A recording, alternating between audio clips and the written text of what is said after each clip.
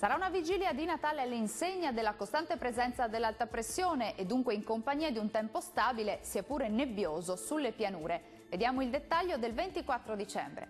Sul Veneto tempo asciutto, tuttavia con foschie, nebbie e nubi basse, specie al mattino sulle pianure centro-meridionali, ma in rapido dissolvimento. Ampio soleggiamento altrove con cielo sereno o al più con poche nubi sparse. Le temperature massime saranno comprese tra 4 e 7 gradi, minime tra -3 e 0 gradi. Che tempo farà sul Friuli Venezia Giulia?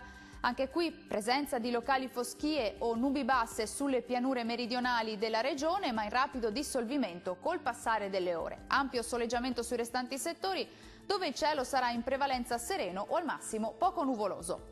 Le temperature massime saranno comprese tra 5 e 7 gradi, minime tra -2 e 1 grado.